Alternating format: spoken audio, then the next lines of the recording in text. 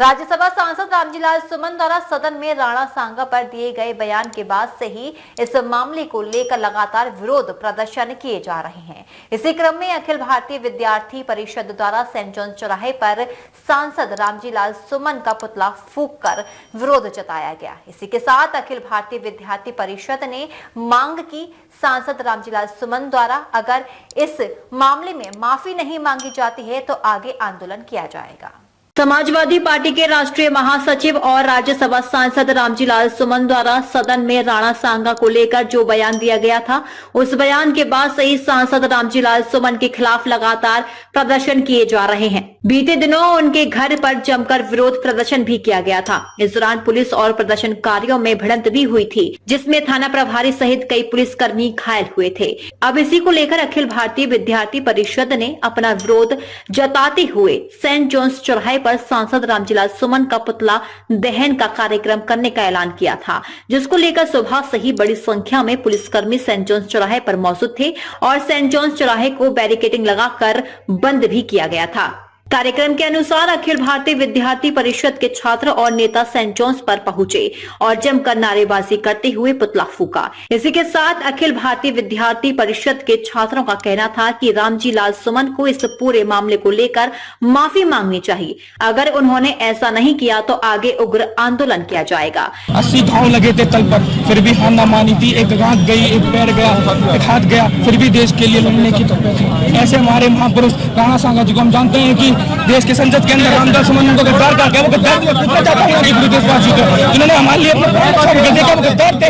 ऐसे लोगों को रामजीलाल सुमन गद्दार करने का काम कर रहा है। उसके खिलाफ आज विद्यार्थी परिषद ने उसका पतिया दान करा और मांग की गई है कि वो पूरे देश से माफी मांगे, क्योंकि पूरे देश का अपना दोस्त है। इस देश के महान पुरुष राणा सांगा जी उनको हमने गद्दार कहा, इसलिए विद्यार्थी परिषद ने आंदोलन करा। और खाली आंदोलन एक छोटी सी झांकी है। अगर वो माफी नहीं मांगते हैं पूरे देश के अंदर विद्यार्थी परिषद बड़ा आंदोलन करेगी और आगरा के अंदर बड़ा आंदोलन जल्दी होगा अगर उन्हें माफी नहीं मांगी।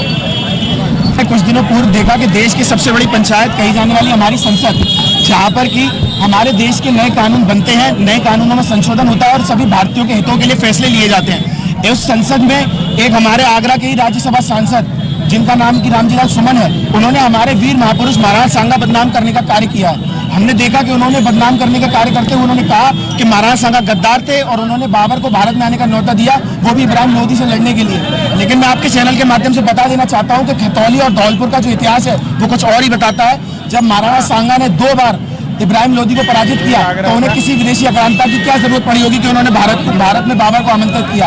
ये सिर्फ और सिर्फ भ्रम फैलाने का कार्य किया जा रहा है और साथ ही साथ हमारे देश में जितने भी जाति वर्ग हैं उनको बांटने का कार्य किया जा रहा है। ऐसे बयानों के बाद से जो राजनीति है वो गर्मा गई है, लेकिन रामजीलाल सुमन की तरफ से कोई बयान नहीं आया है। ये बहुत ही निंदनीय विषय है कि ऐसा महापुरुष जिसने हमारे देश के लिए अपने सर्वस्व को न्यौछावर कर दिया, परंतु उसके प्रति किसी के मन में कोई संवेदना नहीं है, किसी के प्रति कोई प्यार नहीं है। हम देखते हैं कि उन्होंने बयान जारी करने के बाद भी ये कहा कि मैं अपने इस बयान के लिए कोई माफी नहीं मांगने वाला हूँ। तो हम ये ऐलान कर देना चाहते हैं, ये पुतला दहन सिर्फ एक आह्वान है। पूरे देश विरोधी जितने भी ताकतें हैं पूरे भारत में, उन सभी का पुतला इसी प्रकार से दहन होगा अगर उन्होंने हमारे वीर महापुरुषों के बारे में या हमारे किसी भी भारतीय भाई के बारे में कुछ गलत बात कही तो।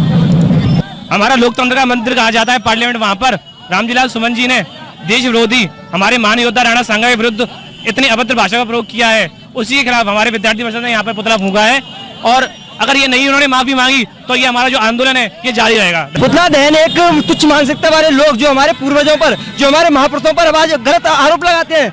देश की सबसे बड़ी पंचायत में एक ऐसे हमारे सूरवीर राणा सांगा के ऊपर प्रश्न चिन्ह उठाते हैं जो इब्राहिम लोधी को धौलपुर के युद्ध, खतौली के युद्ध में 2 बार पराजित कर चुके थे। क्या उन्हें जरूरत थी किसी विदेशी आक्रांतों को भारत में बुलाने की?